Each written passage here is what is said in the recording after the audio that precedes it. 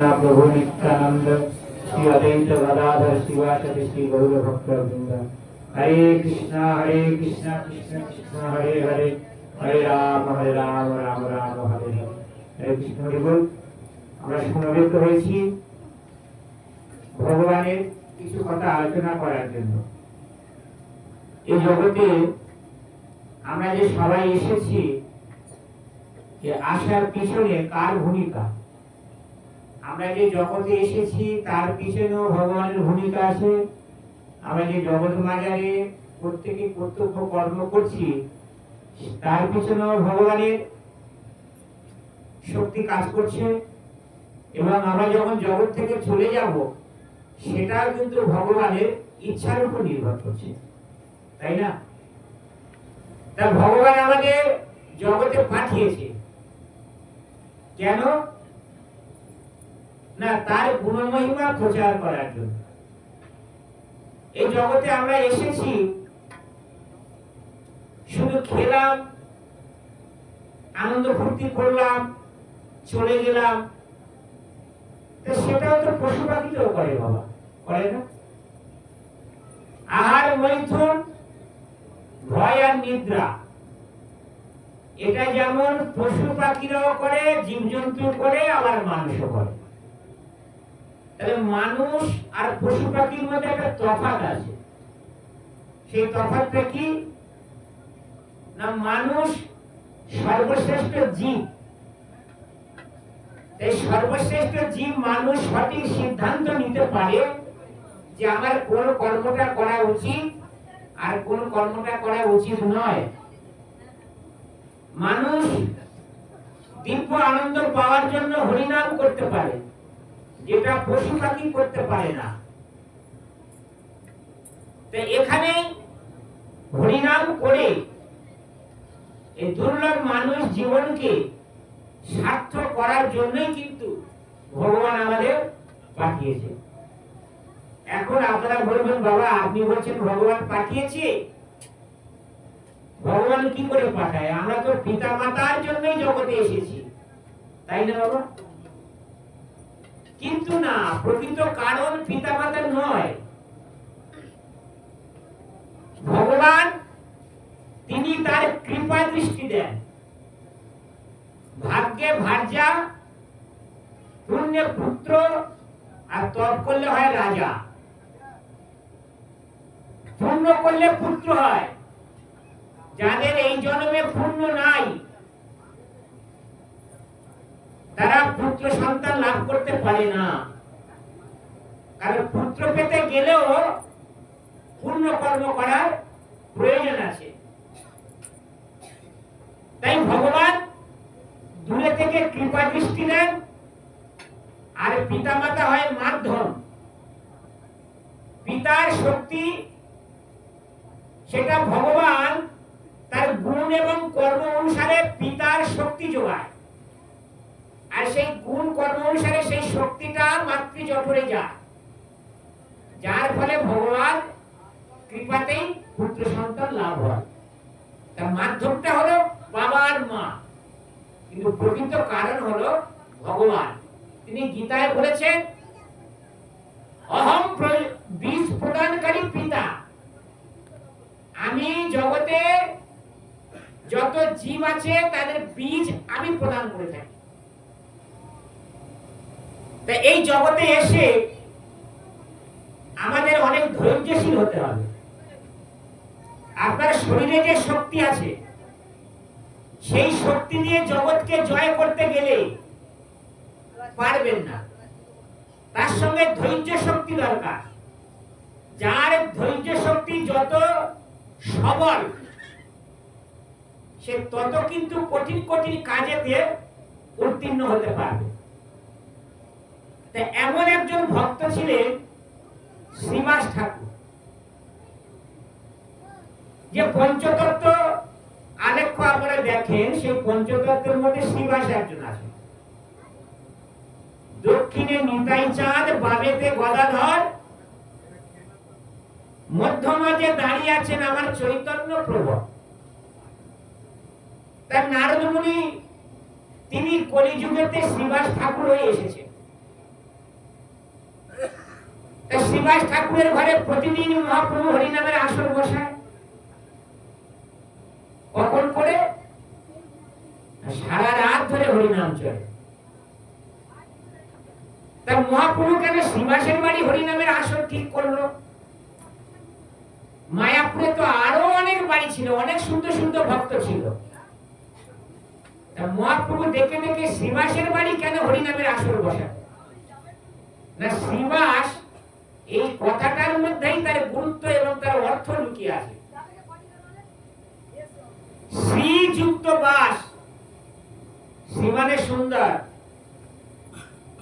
আর বাস মানে গৃহ।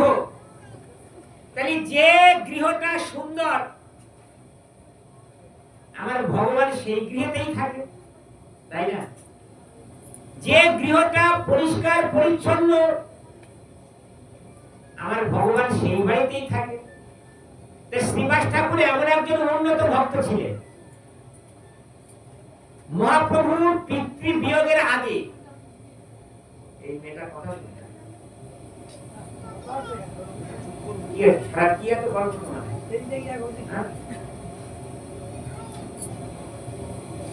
হাতে একটা 10,000 টাকার ফোন আছে। ওই ফোনটা যদি ভালো কাজে ব্যবহার করো, তোমার মানসিকতাটা ভালো হবে। আর ফোনটা যদি খারাপ কাজে ব্যবহার করো, মানসিকতাও খারাপ হয়ে যাবে। বর্তমান দিনে ফোন একজন গুরুদেবের মতো কাজ করে, শিক্ষা গুরুর কাজ করে, যদি তাকে ভালো করে ইউটিলাইজ করতে পারে। ঠিক তেমনি সঙ্গটাও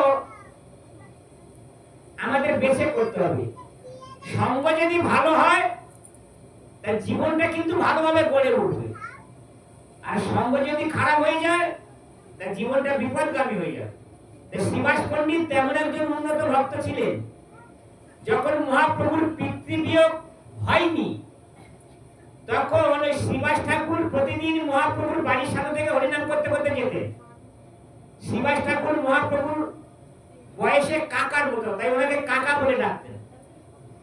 আর মহাপ্রভু ছোটবেলায় এত দুষ্টু ছিল, ওই শ্রীবাসের মুখে হরিনাম শুনতো, আর শুনে শ্রীবাস ঠাকুরের পিছনে পিছনে ঢিল ছুঁড়ে মারতো, এইরকম দুষ্টু করত। কিন্তু শ্রীবাস ঠাকুর উন্নত ভক্ত ছিল বলে তিনি কিছুই বলতো না। এবং শ্রীবাস ঠাকুর এটা জানতো যে নিমাই আর কেউ নয়, তিনি হলেন স্বয়ং পরমেশ্বর ভগবান। তারপরে মহাপ্রভুর পিতৃবিয়োগ হলো, মানে জগন্নাথ দেব অপ্রকট হয়ে গেলেন। তা মহাপ্রভু শিক্ষা দিলেন যে পিতৃবিয়োগ হওয়ার পর উনি গয়াতে গেলেন। কেন না? গয়ায় গিয়ে পিতৃ শ্রাদ্ধ করার জন্য। সেই মহাপ্রভুর শিক্ষা ধরে বর্তমান দিনেও অনেক মানুষ গয়াতে গিয়ে পিতৃমাতৃ বা আত্মীয় স্বজন যারা বিয়োগ হয়, তাদের উদ্দেশ্যে কর্ম করে। মহাপ্রভু যখন গয়ায় গেলেন, গয়ায় গিয়ে মহাপ্রভু ভগবানের রূপ দেখে দুই নয়ন ধরে শুধু ঝরঝর ঝরঝর করে জল পড়ছে। কত ভাবে পরিবর্তন। আর ঠিক দূরে থেকে ঈশ্বরপুরী, যিনি মহাপ্রভুর দীক্ষাগুরু ছিলেন, ঈশ্বরপুরী মহাপ্রভুকে দেখছে যে একটা নবীন বাচ্চা ছেলে, সে কিনা চোখ দিয়ে অনর্গল ক্রন্দন করে যাচ্ছে। এই নিমাইকে ঈশ্বরপুরী আগে এসে দেখেছিল নবদ্বীপে। তখন নিমাই অনেক দুষ্টু ছিল, কিন্তু এখন যে নিমাইকে দেখছে, এই নিমাই একেবারে শান্ত, মানে একেবারে 100 ডিগ্রি ভাবের পরিবর্তন হয়ে গেছে। তাই ঈশ্বরপুরী দূরে থেকে দেখে মহাপ্রভুকে বলছে, আমি তোমাকে আগে নবদ্বীপে দেখেছিলাম, তুমি কালকে সকালে আমার আশ্রমে এসো। মহাপ্রভু তারপরে তিনি ঈশ্বরপুরের আশ্রমে গেলেন। ঈশ্বরপুরের আশ্রমে গেলে ঈশ্বরপুরী মহাপ্রভুকে বলছে যে আমি যখন নবদ্বীপে গিয়ে তোমায় দেখেছিলাম, তখন তোমার যে ভাব ছিল, আর এখন গয়াতে তোমাকে যা দেখছি, তার ভাবটা সম্পূর্ণভাবে পাল্টে গিয়েছে। তোমার এই ভাবের পরিবর্তন হলো কি করে? তখন মহাপ্রভু বলছেন, আমি গয়াতে এসে ভগবানের যে রূপ দর্শন করলাম, সেই ভগবানের রূপ দেখে আমি আর নয়ন ফেরাতে পারছি না। স্বয়ং ভগবান যেন মহাপ্রভুকে জানিয়ে দিচ্ছে যে নিমাই, তুমি বৈষ্ণব দেখলে ঠাট্টা করতে, কিন্তু বৈষ্ণব জগতের গুরু, যাকে দেখে তুমি ঠাট্টা করতো সে বয়সে তোমার কাকার মতো। শোনো নিমাই, তুমি বাড়ি ফিরে গিয়ে তুমি সেই শিবাসের আঙিনাতে বা শিবাসের বাড়িতে তুমি প্রতিদিন হরিনামের আসর বসাবে। হরিনামেতেই জগৎবাসী প্রকৃত কল্যাণ সাধিত হবে। ঈশ্বরপুরী মহাপ্রভুকে দীক্ষা প্রদান করলেন। সেই দীক্ষা পেয়ে ঈশ্বরপুরীর কাছে ভগবত তত্ত্ব শ্রবণ করে মহাপ্রভু যখন গয়া থেকে বাড়ি ফিরছে, গয়া থেকে বাড়ি ফেরার পথে কানাইয়ের নার্সারাতে সেই মদন মোহন আবার দর্শন দিলেন। কানাইয়ের নার্সারা আপনারা হয়তো অনেকে জাননি, ওটা বর্তমানে ঝাড়খণ্ডের মধ্যে পড়ে। বিহারের ঝাড়খণ্ড ভাগ হয়ে গেলে এখন ঝাড়খণ্ডের মধ্যে পড়েছে।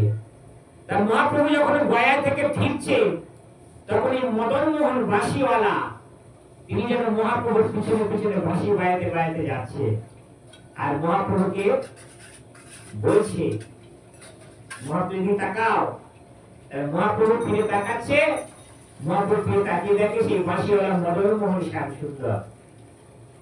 ওখানে কানের নার্সারাইতে ওখানে মহাপ্রভু ভগবানকে দর্শন পেলেন। তারপরে উনি তো সোজা নদী পার হয়ে মালদহ জেলার রামকালীতে এলেন। রামকালীতে ওখানে রূপ আর সনাতন তাদেরকে দর্শন দিলেন। দর্শন দেওয়ার পর মহাপ্রভু নবদ্বীপে ফিরে এলেন। নবদ্বীপে ফিরে এসে সোজা শিবাস পণ্ডিতের বাড়িতে গেলেন। কাকা, আর শিবাস পণ্ডিতের স্ত্রীর নাম ছিল মালিনী দেবী। মালিনী দেবীকে মা বলে ডাকতেন, যে মা, আজ থেকে আমি তোমার বাড়িতে হরিনামের আসর বসাবো, যদি তোমরা অনুমতি দাও। শিবাস ঠাকুর বলছেন, বাবা, তোমাকে কেউ না জানলেও আমি তোমাকে জানি। তুমি প্রতিদিন আমার বাড়িতে হরিনামের আসর বসাবে। আমার বাড়িতে প্রবেশ তোমার জন্য কোনো বাধার সৃষ্টি করবে না। অবাধে তোমার যখন ইচ্ছা হবে তুমি তখন ভক্তগণকে সঙ্গে এনে আমার বাড়িতে হরিনামের আসর বসাবে। এবার মহাপ্রভু কখন হরিনাম করতে যেতেন না, ভক্তগণকে সঙ্গে করে নিয়ে রাতের বেলা হরিনাম করতে যেতেন। সারা রাত ধরে হরিনামের আসর চলতো, জানলার দরজা সব বন্ধ থাকতো। তা মহাপ্রভুর দুই রসের ভক্ত আছে। মহাপ্রভুর অন্তরঙ্গ রসের ভক্ত আর বহিরঙ্গ রসের ভক্ত। অন্তরঙ্গ রসের ভক্ত ছিলেন 3.5 জন। অন্তরঙ্গ ভক্ত শনে করে রস আস্বাদন, আর বহিরঙ্গ ভক্ত শনে করে হরিনাম সংকীর্তন। এই 3.5 জন কারা না, রায় রামানন্দ, সিকি মাইতি, মাধবী দেবী আর স্বরূপ দামোদর। রায় রামানন্দ, স্বরূপ দামোদর আর সিকি মাইতি, এরা 3 জনে প্রভু পুরুষ, 3 জনে পূর্ণ। আর মাধবী দেবী ছিলেন সিকি মাইতির ভগ্নী। তা যেহেতু উনি নারী, তাই শাস্ত্র ওনাকে অর্ধ ধরা হয়েছে। এই হলো 3.5 জন। এই 3.5 জনের কাছে আমার ভগবান তার অন্তরের কথা বলতে, আর বহিরঙ্গ যত ভক্ত আছে তাদের নিয়ে হরিনাম সংকীর্তন করতে। তা হরিনাম সংকীর্তন চলছে। মহাপ্রভু তিনি একদিন হরিনাম করতে করতে বলছে, শিবাস, আজকের হরিনাম করছি বটে কিন্তু রস পাচ্ছি না। হরিবল হরিবল। হরিনাম হচ্ছে কিন্তু হরিনামের যে রস সেটা উপলব্ধি হচ্ছে না।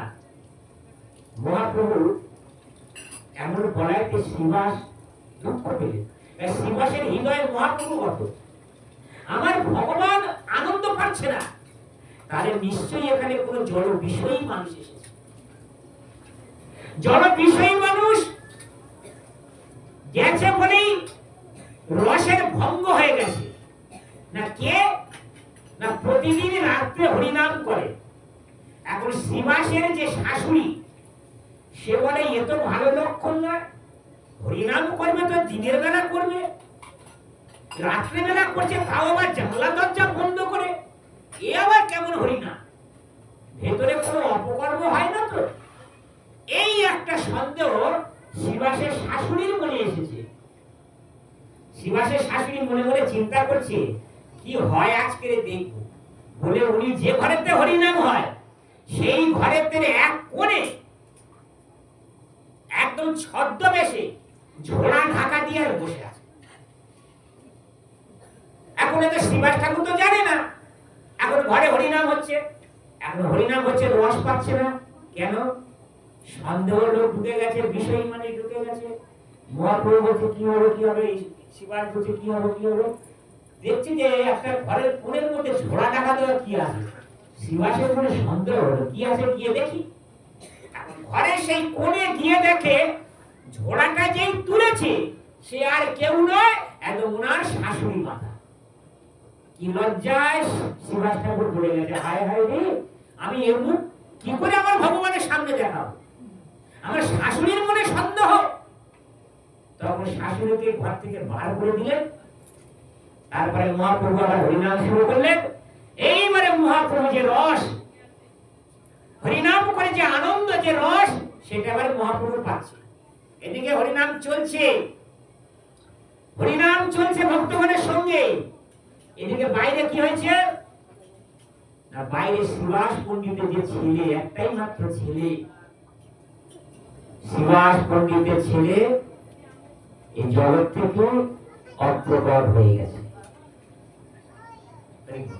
বাড়িতে সবাই কান্নাকাটি করছে, মালি দেবী কান্নাকাটি করছে, পাড়া প্রতিবেশী সবাই কান্নাকাটি করছে, ছেলেকে কোলে করে নিয়ে মা কাঁদছে।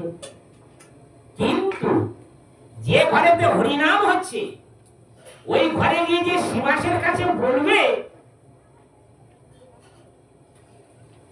এই সাহসটা কেউ পাচ্ছে না। কেন? শ্রীবাসের কাছে বললে শ্রীবাস তো এক্ষুনি রাগারাগি করবে, কারণ মহাপ্রভুর নামে যে ব্যাঘাত ঘটল সেটা শ্রীবাস ঠাকুর কোনোদিন চায় না। কিন্তু এত বড় একটা শোকের সংবাদ তার বাবাকে না দিলে তো কেউ থাকতে পারছে না। তখন কানে কানে গিয়ে কোনো একজন শ্রীবাস ঠাকুরের কাছে বলছেন, শ্রীবাস ঠাকুর আপনি একটু বাইরে আসুন। কেন না আপনি আসুন না? বলছি না না, মহাপ্রভু এখন হরিনাম করছি, আমরা রসে আস্বাদন করছি, এই রসভঙ্গ হয়ে যাবে যদি আসর ত্যাগ করে চলে যায়, আমি যাব না। তখন কানে কানে বলল যে আপনার যে একমাত্র ছেলে, সেই একমাত্র ছেলে জগৎ থেকে অপ্রকট হয়ে তিনি পরলোক গমন করেছে। এই কথা শোনার পরে কে না দুঃখ পাবে?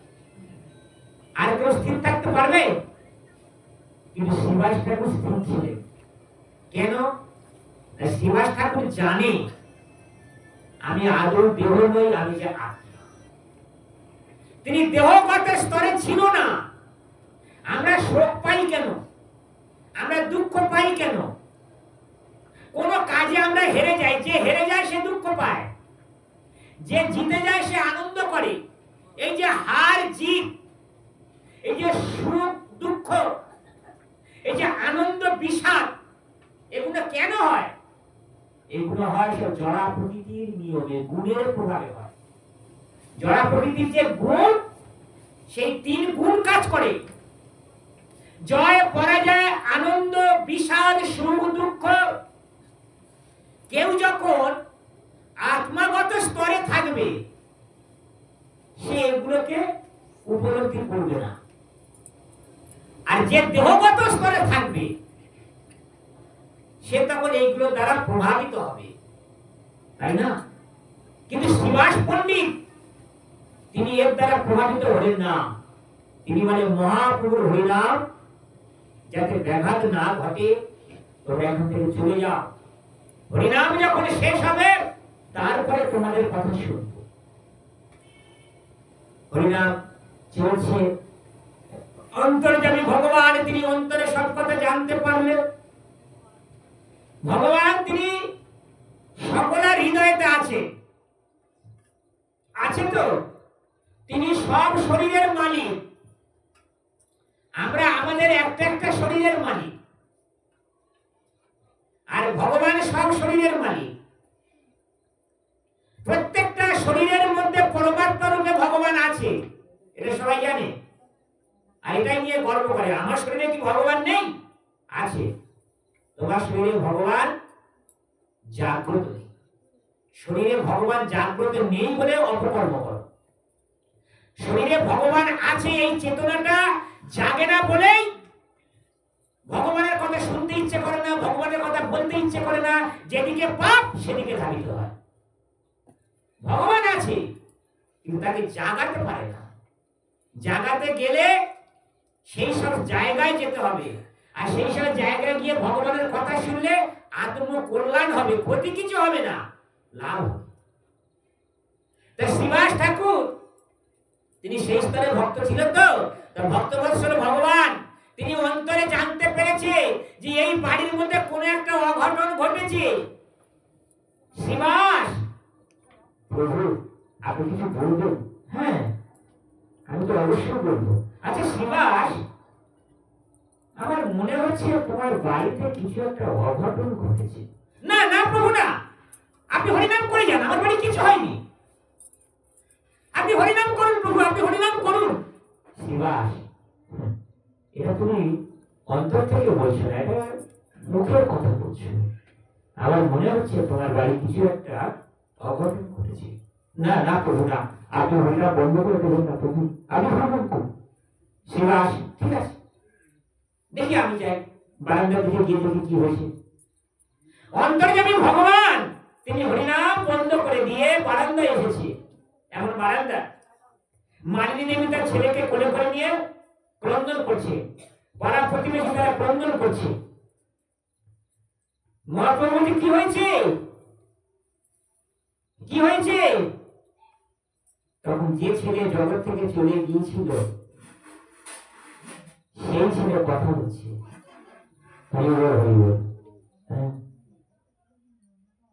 মরা মানুষ আবার কথা বলে নাকি? হ্যাঁ, কথা বলে। মৃত্যু বলে তো ভক্তদের কাছে কিছু নেই। মহাপ্রভু গিয়ে যখন সেই যে শিশুটি চলে গেছে তার শরীরেতে হস্তলেপন করছে, মাথায় হাত দিচ্ছে, গায়ে হাত দিচ্ছে, মহাপ্রভুর এই হস্তের পরশ পেয়ে মৃত শরীরে যেন প্রাণ ফিরে। তখন মহাপ্রভু বলছে, তুমি কোথায় গেছো? মহাপ্রভু বলছে, তুমি কোথায় গেছো? তোমার জন্য এরা সকলে ক্রন্দন করছে। তখন সে মৃত শিশু বলছে, আমি আমার নিত্য যে ধাম, আমি যেখান থেকে এসেছিলাম, যেটা আমার আসল বাড়ি, আমি আবার সেখানে চলে গেছি। সে কি? তাই তুমি যে বাড়িতে ছিলে এটা তোমার আসল বাড়ি না? বলি একটু ভাড়া বাড়ি, দুদিনের জন্য এখানে এসেছি। তাহলে এই যে শ্রীবাস ঠাকুর তোমার বাবা, এই যে মালিনী দেবী তোমার মা, এরা তোমার জন্য কত কান্নাকাটি করছে, আর তুমি এদের ছেড়ে চলে গেলে। তোমাকে ছোট্ট বেলায় থেকে মানুষ করেছে, আর তুমি তাদের ছেড়ে চলে গেলে। বলছি, এরা হলো আমার অনিত্য বাবা, এরা হলো আমার অনিত্য বাবা। ঠিক আছে, দুদিনের জন্য আমি এদের ছেলে হয়েছি, আর দুদিনের জন্য ওরা আমার বাবা মা হয়েছে, তাই না? দুদিনের জন্য আত্মীয়, বন্ধু বান্ধব, স্বামী স্ত্রী, ওই কত ভালো স্ত্রী আমি দেখে নেবো দেখি, স্বামী চলে গেছে তার সঙ্গে আমিও যাই দেখি, বলে ওইটা পারবো না, ওইটা পারবো না। তাহলে কি করে ভালোবাসাটা ভালো হলো? তুমি তো স্বার্থের ভালোবাসা করেছো। যতদিন পকেটে টাকা ছিল ততদিন ভালোবেসেছো, অন্তর থেকে ভালোবাসা। বলে এরা তো অনিত্য, এ জগতে যত জীব আছে সব অনিত্য, এই মায়াময় সংসারটা অনিত্য, এখানে নিত্য বলে কিছু নেই। নিত্য কখন হবে? যখন অনিত্য জিনিসগুলোকে ভগবানের সেবায় লাগানো হবে, তখন অনিত্য জিনিসটা নিত্য হয়ে যাবে। এই জড় জিনিসটা তখন চিনিময় হয়ে যাবে। এই শরীরে যতদিনই রূপ যৌবন থাকবে ততদিন এই শরীর দিয়ে জগৎবাসীকে মোহ করার চেষ্টা করবে। তাই মোহন আচার্যগণ বলেছেন, এরূপ যৌবন পুত্র পরিজন ইতে কি আছে পরতীতরে। পরমার্থ বলে কিছু নেই। ছেলে মেয়ে, ঘর বাড়ি, টাকা পয়সা এসব অনর্থ। তাই আচার্যগণ বলছেন, কমল দল জল জীবন টল মল। পদ্ম পাতায় জল দেখেছেন মা? কচুর পাতায় জল দেখেছেন? হ্যাঁ, ওই দেখেন তো পদ্ম পাতায় কচুর পাতায় জল ধরে রাখতে পারে কি? টলমল টলমল টলমল করে। জীবনটা সেই রকম। কোন গ্যারান্টি দিতে পারবে 50 বছর বাঁচবো 1 ঘন্টা পরে হরিবল হয়ে যেতে পারে? কে গ্যারান্টি দেবে? দিক দেখি, আমি 100 বছর বাঁচবো, 100 বছর পরে নিয়ে তো ভগবান পাঠিয়ে দিয়েছে, আগে কেন চলে যাচ্ছে? তাই জীবনটা পদ্ম পাতায় জলের মতো টলমল টলমল টলমল করছে। যে কোনো মুহূর্তে আমাদের শরীর থেকে এই নিত্য আত্মাটা বেরিয়ে যাবে। তখন এই সাদের শরীরটা, যার জন্য এত যত্ন, সে শরীরটা বারান্দায় পড়ে রাখবে, মৃত বলে ঘোষণা হবে। তাই না বাবা? তাই কমল দল জল জীবন টল মল ভজ হরি পদ নিপুরে। হরিকে ভজন করো প্রতিদিন, হরি তো শরণ। হরিকে ভজন করলেই তোমার উপলব্ধি হবে আমি দেহ নই, আমি আত্মা।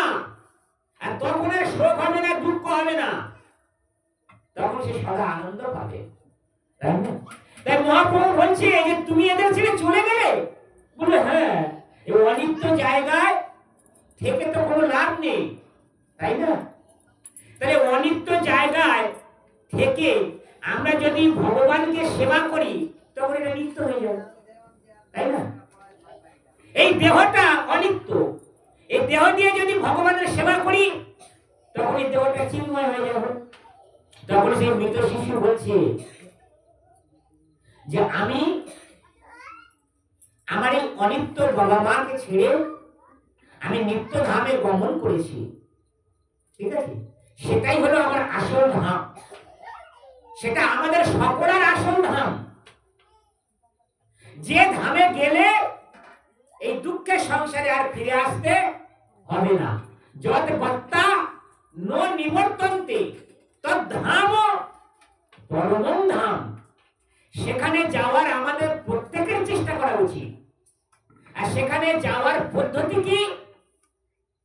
সেখানে আপনি যাওয়ার ইচ্ছে করলেও তো যেতে পারবেন না, কারণ সেখানে যেতে গেলে কিছু নিয়ম কানুন মেনে, পদ্ধতি মেনে আমাদের সেখানে যাওয়ার জন্য প্রস্তুতি নিতে হবে। তাই সেই পদ্ধতিগুলো কি? না, সেই পদ্ধতি হলো ভগবানের চরণে আশ্রয় গ্রহণ করে ভগবানের ভক্তদের আনুগত্যে, বৈষ্ণবের আনুগত্যে থেকে কলিযুগের যুগধর্ম হরিনাম মহামন্ত্র জপ করতে হবে। কলিযুগের 4টে নিয়ম কঠোরভাবে মানতে হবে। ভগবানকে ভোগ নিবেদন করে প্রসাদ পেতে হবে, আর সাধু সঙ্গ করতে হবে। এগুলো করলে এই বৈষ্ণব সাধুদের কৃপাতে, সৎ গুরুদেবের কৃপায় এই অনিত্য জগৎ ছেড়ে আপনি নিত্য জগতে চলে যেতে পারবেন।